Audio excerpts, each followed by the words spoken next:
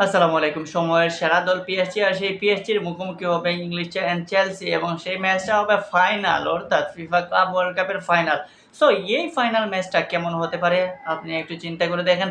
যেখানে চেলসি এবং পিএসজি মুখোমুখি এবং সেই পিএসজি এই মুহূর্তে বলা যায় যে বিশ্ব ফুটবলের দাপট দেখাচ্ছে। একসময় তাকে কৃষক লীগ থেকে উঠে আসা দল বলা হতো এবং তাদের লিগ ওয়ান ব্যতীত আর কোনো শিরোপা ছিল না বা তাদের খেলায় তেমন কোনো ছন্দ ছিল না। যেই ছন্দ দেখে আপনি খেলার প্রেমে পড়বেন বা যে ছন্দ দেখে আপনি পিএসজিকে আন্তর্জাতিক লেভেলের কিংবা পিএসজি, বার্সা, রিয়াল মাদ্রিদের সমতুল্য ভাববেন সেই লেভেলের কখনোই কোনো কিছু খেলাতে হয় নাই। এই দলে Neymar, Suarez, Messi, Mbappe, Cavani কিংবা ডি মারিয়ার মতো তারকারাও খেলে গেছেন। কিন্তু কখনো এমন সাফল্য কিংবা এইরকম ছন্দ আপনি দেখতে পান নাই। সেই ছন্দটাই এবার নিয়ে এসেছেন লুইস এনরিকে। লুইস এনরিকের কল্যাণেই পিএসজিকে এত দুরন্ত পিএসজিকে, এত দুর্দান্ত পিএসজিকে, এত ম্যাজিক্যাল মনে হচ্ছে যে এই পিএসজির সাপোর্টার হতে আপনার কখনোই দ্বিমত হওয়ার কথা না কিংবা এই পিএসজির খেলা হলে আপনি ৯০ মিনিট খেলা দেখতেই চাইবেন। সেই কঠিন একটা পিএসজির সামনে এই মুহূর্তে মোকাবেলা করবে চেলসি। যেই চেলসি এবার ক্লাব বিশ্বকাপে মোটামুটি বলা যায় যে ভালোই খেলে আসছে। হয়তো পিএসজির মধ্যে এত গোল বন্যা ৩-৪ গোল দেখা যায় নাই কিংবা এত ছন্দ দেখা যায় নাই, তারপরও চেলসি কিন্তু খেলেছে খেলার মতো। সেই চেলসি মোকাবেলা করছে পিএসজির বিপক্ষে এবং চেলসির যে আক্রমণাত্মক খেলা, সেই আক্রমণাত্মক খেলাতে আরেকটু মাত্রা এনে দিয়েছেন ব্রাজিলিয়ান পেদ্রো।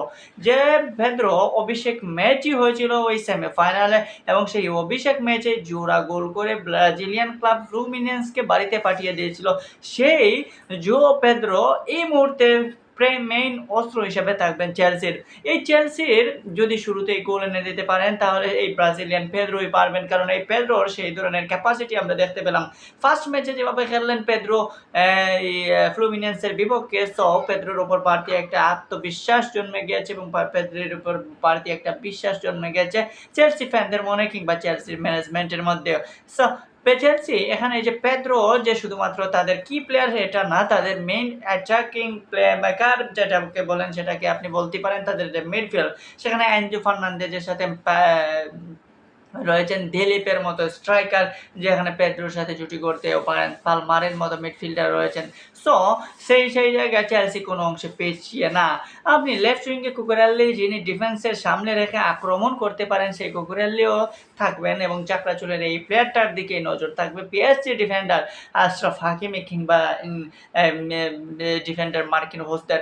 সো পিএসজি এবং এই চেলসির এই দৌরাত্ম কিংবা এই ম্যাচটা সবচেয়ে জমজমাট একটা ম্যাচ হওয়ার আশা এবং ফাইনাল যেভাবে হওয়ার কথা সেইভাবে ফাইনাল হওয়ার আশা, কারণ এই খেলাটা হতে পারে এই রিয়াল পিএসজির মতোই, কারণ চেলসি ফাইনাল ম্যাচ বলে কখনো ছাড় দেবে না এবং বড় টুর্নামেন্টে তারা সবসময় ভালো খেলে আমরা জানি।